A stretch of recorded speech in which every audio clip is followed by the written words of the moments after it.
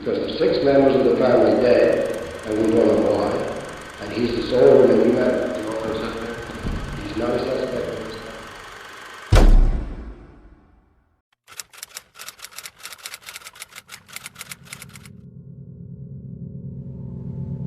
Amityville के खौफनाक वारदात के बस 6 महीने बाद 1 जुलाई 1976 को एक 23 साल की लड़की की खौफनाक और भयानक तरीके से मौत हो गई थी। आखिर उस लड़की के साथ ऐसा क्या हुआ था कि जर्मनी के लोग 70 के दशक में डर से कांपने लगे थे।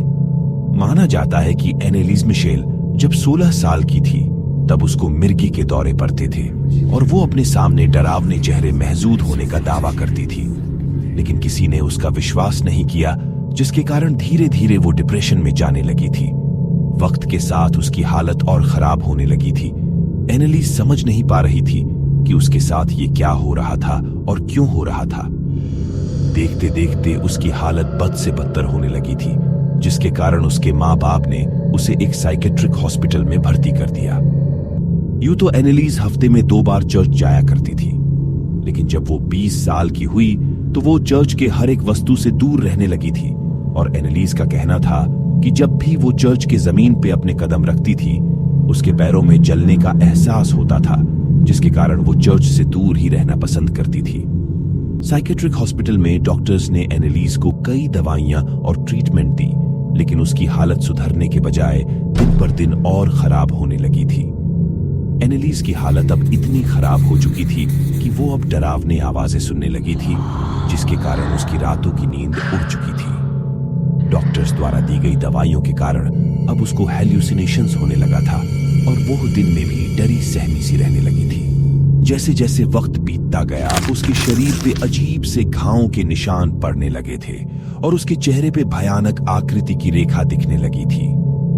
अब एनेलिस ने खाना पीना सब छोड़ दिया था, यहां तक कि वो अब अनाज के बजाय जमीन पे पड़े कीड़े मकोड़े खाने लगी थी और उन डरावने आवाजों ने एनेलिस को धमकाना शुरू कर दिया था।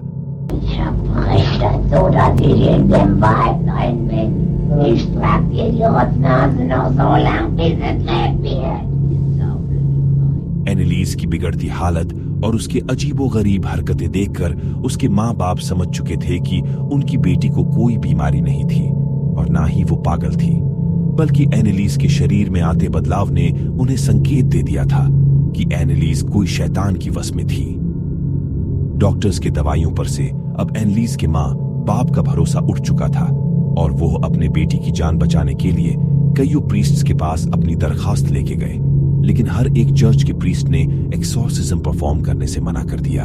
हालांकि कई कोशिशों के बाद चर्च ने उन्हें एक्सॉर्सिज्म करने का परमिशन दे दिया। एनेलिस पर पहला एक्सॉर्सिज्म 24 सितंबर 1975 में किया गया था। एनेलिस अक्सर एक्सॉर्सिज्म के वक्त अजीबोगरीब हरकतें करती थी और दूसरों को नुकसान भी पहुंचाने की कोशिश करती थी। एक्सॉर्सिज्म के वक्त एनेलिस के कमरे में रखा हुआ बिस्तर अपने आप ही हिलने लगता था, मानो एनेलिस के अंदर बसे शैतान एक्सॉर्सिज्म से बेहद ना खुश हो। एनेलिस पर 67 बार एक्सॉर्सिज्म परफॉर्म किया गया था और हर बार उसका वर्ताव बेहद डरावना होता जा रहा था। हालांकि एनेलिस की वर्ताव बेहद खौफनाक थी, लेकिन 1976 की जुलाई महीना आते आते एनेलिस की हालत इतनी खराब हो चुकी थी कि उसने अपना जान त्याग दिया।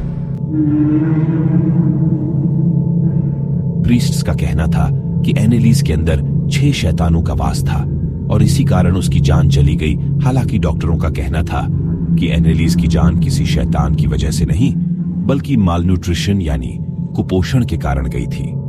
एनेलिस मिशेल के इस केस में कोर्ट ने चर्च के प्रीस्ट्स और एनेलिस के माँ बाप को गिल्टी माना और फैसला उनके खिलाफ सुनाया।